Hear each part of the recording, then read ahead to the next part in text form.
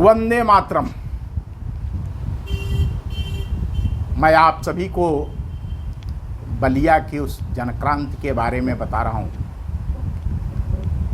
जिस जनक्रांति ने ब्रिटिश साम्राज्य के औपनिवेशिक देशों में एक नया प्राण फूंक दिया था। जिस जनक्रांति ने बंगाल के मिदनापुर और महाराष्ट्र के सतारा के लोगों के अंदर वह ऊर्जा प्रदान किया, जिसके चलते उन्होंने भी बलिया की भांति स्वराज की सरकारें बनाई, ब्रिटिश साम्राज्य को अपदस्थ किया, ब्रिटिश सरकार से सत्ता छीन करके और अपने स्वराज की सरकार बनाई। उसे 46 तक चलाया, 4-4, 5-5 साल तक चलाया। ये जो कहानी हम सभी जानते हैं कि पूरा देश 15 अगस्त 1947 को आज़ाद हुआ था, लेकिन इस देश के 3 ऐसे जनपद थे, तत्कालीन संयुक्त प्रांत जिसे अब उत्तर प्रदेश कहा जाता, उत्तर प्रदेश के बलिया ने इस आज़ादी छीनने की कहानी की शुरुआत किया था। जब बलिया ने आज़ादी छीन लिया, उसके बाद उससे प्रेरणा लेकर के बंगाल के मिदनापुर ने आज़ादी छीनी, महाराष्ट्र के सतारा के लोगों ने आज़ादी छीनी। आज की कहानी 19 अगस्त 1942 की कहानी है। 19 अगस्त 1942 को बलिया में क्या हुआ था, मैं उसी कहानी को बताने के लिए आप सबके बीच उपस्थित हूँ। 9 अगस्त 1942 को बंबई के अंदर कांग्रेस नेताओं की गिरफ्तारी और ब्रिटिश सरकार के द्वारा पूरे देश में लागू की गई 144 तथा अखबारों पर प्रतिबंध के बाद 10 अगस्त 1942 से बलिया में यह क्रांति प्रारंभ हुई थी। सेनानी उमाशंकर सोनार और सूरजलाल ने जिला मुख्यालय से इस क्रांति का आगाज किया था, जुलूस निकाल करके। उन छात्रों ने इस जुलूस का आगाज किया था, इस स्वतंत्रता का आगाज किया था, जो बलिया में विद्यालयों में पढ़ने आते थे। 18 अगस्त 1942 तक, 18 अगस्त तक इस जिले के अंदर ब्रिटिश सरकार के 13 थाने थे। उन 13 थानों में से 10 थानों पर, गढ़वार, उभाव और सिकंदरपुर को छोड़ करके बाकी 10 थानों पर स्वराज सरकार का कब्जा हो चुका था। बलिया में 3 तहसीलें थी उस समय, बलिया सदर, रसड़ा और बांसडीह। इन स्थानों पर स्वराज सरकार का कब्जा हो चुका था। 13 अगस्त को जजी कचहरी और कलेक्ट्रेट के ऊपर वीरांगनाओं ने जानकी पटेल के नेतृत्व में तिरंगा फहरा दिया था। ब्रिटिश प्रशासन पूरी तरह से पंगु हो गया था। उन्होंने कमिश्नर बनारस को और गवर्नर लखनऊ को यह रिपोर्ट भेज दिया था कि बलिया पर बागियों का कब्जा हो चुका है। 19 अगस्त 1942 को लगभग 1 लाख लोग, जिनके सबके हाथों में हथियार थे, कोई खाली हाथ नहीं आया था, उसमें लाठी, भाला, कुदाल, फावड़ा, बर्छा, भाल, जो भी जिसके हाथ में, जिसके पास कुछ नहीं था, वो हड़िया में सांप और बिच्छू लेके आया था, हाड़ा और चिमटा लेके आया था। अर्थात वो 1 लाख लोगों की भीड़, सशस्त्र भीड़ थी, जो बलिया में जो भी ब्रिटिश के अधिकारी थे कलेक्टर से लेकर के वह मोहम्मद ओवैस जिसने 16 अगस्त को बलिया में दुखी कोरी और उनके साथियों को गोली मारी थी, वो अशफाक अहमद जिसने सिकंदरपुर में बच्चों पर घोड़ा दौड़ाया था, वह काजिम हुसैन जिसने बैरिया थाने पर 50 लोगों को गोली मारकर शहीद किया था, इन सारे अधिकारियों से बदला लेने के लिए 1 लाख, ब्रिटिश डॉक्यूमेंट में है कि 40,000 भीड़ है, लेकिन वास्तविकता ये है कि 1 लाख से अधिक सशस्त्र लोगों ने बलिया के सिविल लाइंस एरिया को घेर लिया। जब बलिया के वीरों ने इस सिविल लाइंस को एरिया को घेर लिया तो उस समय यहाँ के कलेक्टर थे, ब्रिटिश कलेक्टर मिस्टर J.S. निगम, और उस समय के पुलिस सुपरिटेंडेंट थे रियाजुद्दीन अहमद खान। इनके हाथ पांव फूल गए, लेकिन कहते हैं ब्रिटिश दिमाग बहुत तेज होता है। लोगों को कल्पना नहीं, उतनी फोर्स नहीं थी कि 1 लाख लोगों के ऊपर नियंत्रण किया जा सके, और इतने जिनके सबके हाथ में हथियार है ऐसे लोगों पर नियंत्रण किया जा सके। तब मिस्टर J.S. निगम ने एक प्लान बनाया। लोग बताते हैं कि J.S. निगम के दिमाग में जो चल रहा था, उन्होंने उस समय के तत्कालीन जिलाध्यक्ष, कांग्रेस के जिलाध्यक्ष चित्तू पांडे, राधा मोहन सिंह और अन्य जो कांग्रेस के लीडर थे, सभी जेलों के अंदर बंद थे। कुछ लोग पहले से जेल में बंद थे और कुछ लोगों को 9 अगस्त के बाद जेल में डाला गया था। इस आंदोलन के समय कांग्रेस का कोई नेता जेल के बाहर नहीं था। बहुत छोटे कार्यकर्ता जिनको ब्रिटिश सरकार समझती थी कि इनकी कोई औकात नहीं है, ऐसे ही जैसे हमने सेनानी उमाशंकर की बात, वो बलिया नगर के मंत्री थे। एक और कांग्रेस के लीडर थे रामानंद पांडे, जो 13 अगस्त को गिरफ्तार किए गए। ये ऐसी भीड़ थी जिसका कोई नेता नहीं था। तब कलेक्टर J.S. निगम ने पहले अपने मैसेंजर को भेजा कि जाओ और बात करो चित्तू पांडे से कि हम उन्हें रिहा कर रहे हैं, वो इस भीड़ को समझा बुझा कर वापस भेजे। चित्तू पांडे जी ने इस बात से इनकार कर दिया। उस समय चित्तू पांडे और एक राधा मोहन सिंह जी का नाम आता है, 2 लोगों से बातचीत करने की।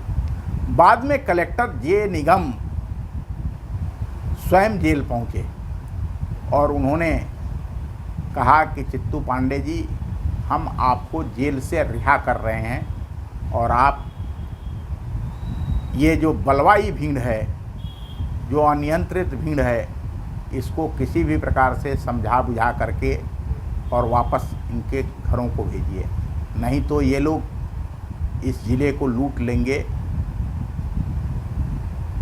हालांकि J.S. निगम ने इसका इंतज़ाम पहले कर लिया था। जैसे ही उनको जानकारी हुई कि हाँ इस पूरे सिविल लाइंस एरिया को घेर लिया गया है, उन्होंने एक फुटनोट पर तत्कालीन डिप्टी कलेक्टर जगदम्बा प्रसाद को ये आदेश दिया कि जो खजाने के अंदर जो भी नोट है उसको जला दिया जाए। और जगदम्बा प्रसाद के नेतृत्व में जो वर्तमान ट्रेजरी है, कोषागार के सामने 9 लाख रुपए जलाए गए थे। ये जब बात आई तो चित्तू पांडे जी ने कहा कि भाई जैसा आप बता रहे हैं, मैं तो जेल के अंदर हूँ, मुझे पता नहीं क्या हो रहा है, और आप बता रहे हैं कि किस प्रकार से हथियारों से लैस लोग इस पूरे इलाके को घेर चुके हैं, तो लोग हमें ही मार डालेंगे। तब कलेक्टर साहब ने चित्तू पांडे जी को पुलिस की सुरक्षा मुहैया कराई और कोतवाली को आदेश दिया कि इनकी सुरक्षा की जाए, ये जो बलवाई भीड़ है इसको वापस भेजने का काम करेंगे। 19 अगस्त 1942 को कोतवाली कि नायब कोतवाल ने अपने डायरी में लिखा है कि महाजिर, उस समय उर्दू भाषा चला करती थी, लोगों को बार बार समझा रहा था लेकिन कोई उसकी बात नहीं मान रहा था। बावजूद इसके प्रशासन की ओर से यह अफवाह फैलाई गई कि जिस प्रकार से बाकी जगह स्वराज की सरकार हो गई है, वैसे ही अब जिला मुख्यालय पर भी स्वराज की सरकार हो गई है। और फिर उसमें से कुछ भीड़ टाउन हॉल की तरफ आई जहाँ सभा हुई, और उस सभा में चित्तू पांडे जी ने लोगों से शांति बनाए रखने की अपील किया, उनको अपने घरों को वापस लौटने की बात किया। उन्होंने कहा कि यहाँ भी स्वराज की सरकार हो गई है, कलेक्टर साहब ने कह दिया है कि हाँ आप लोग संभालिए, हमें कोई एतराज़ नहीं है, लेकिन किसी भी अधिकारी कर्मचारी के साथ अभद्र व्यवहार नहीं होना चाहिए, उनको मारा पीटा नहीं जाना चाहिए। ये ब्रिटिश कलेक्टर की मजबूरी थी, उन्हें अपने अधिकारियों के, अपने कर्मचारियों के जान बचाने थे, क्योंकि यह जो क्रांतिकारियों की भीड़ उस समय बलिया में मौजूद थी, वह निश्चित रूप से ऐसे सारे ब्रिटिश अधिकारियों को दंडित करना चाहती थी जिन्होंने बलिया जिले के क्रांतिकारियों पर, वीरों पर अत्याचार और अनाचार किया था। चित्तू पांडे जी के समझाने पर कुछ लोग वापस लौट गए। तत्कालीन लेखकों 1946 में इस आंदोलन में शामिल रहे पंडित देवनाथ उपाध्याय जी ने भी अपनी पुस्तक में लिखा है कि चित्तू पांडे जी ने इस आंदोलन की धारा को मोड़ दिया। बाबू दुर्गा प्रसाद गुप्त ने भी अपनी किताब में लिखा है, जो उन्होंने बलिया की जनक्रांति किताब लिखी, उसमें लिखा है कि लोग कहे कि पाड़े काम बिगाड़ दिया। ब्रिटिश कलेक्टर ने बाहर से फौज आने तक स्थिति को नियंत्रित करने के लिए 19 अगस्त 1942 को ये चाल चली थी,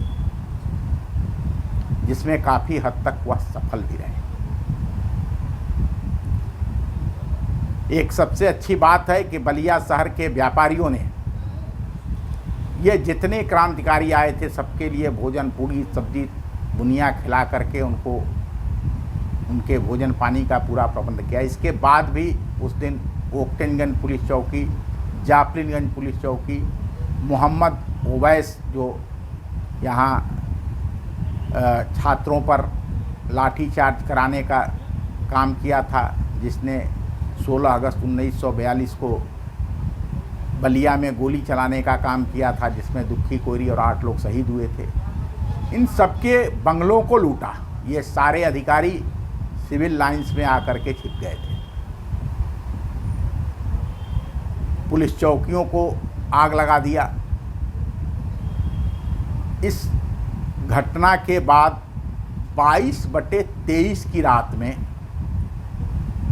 रेल की पटरियों को ठीक करते हुए गवर्नर से विशेषाधिकार प्राप्त नेदरसोल बलूच फौजियों के साथ बलिया पहुंचा था 22/23 की रात में। मार्क स्मिथ जलमार्ग से गाजीपुर से चल करके बलिया के जहाज घाट पर पहुंचा था और आजमगढ़ की तरफ से कैप्टन कुक मशीन गन से लैस फौज के साथ बलिया पहुंचा था। 3 रास्तों से पहुंची फौज ने बलिया जिले के लोगों पर घोर अत्याचार किया। इस आंदोलन की शुरुआत करने वाले उमाशंकर सोनार और सूरज डाल को पकड़ करके बुरी तरह से पीटा गया। उनके साथियों के नाम पूछे गए, उनको संगीनों से भोंका गया, उस पर नमक छिड़का गया। ये जो कहानी इसके बाद कैप्टन कुक की फौज ने चरौआ के अंदर मकतुलिया मालिन, मंगला सिंह, खरबियार 4 लोगों को गोली मारी थी। फेफना के अंदर राम सागर राम को गोली मारी गई। चीतबड़ा गांव के अंदर एक व्यक्ति को गोली मारी गई। सुखपुरा के अंदर चंडी प्रसाद को गोली मारी गई। बांसडी के बकवा में 13 साल की बालिका जानकी कुमारी को गोली मारी गई। सैकड़ों मकान फूंक दिए गए। बलिया के जितने भी संपन्न लोग थे उनको खूब लूटा गया और पीटा गया। ये बलिया की आज़ादी की कहानी है। और उसके बाद जब यहाँ से रिपोर्ट गवर्नर को भेजी गई तो ब्रिटिश संसद के अंदर भारत मंत्री मिस्टर एमरी ने सदन की कार्रवाई रोक करके जब बताया कि बलिया पर पुनः कब्जा कर लिया गया है तो पूरी दुनिया दंग रह गई।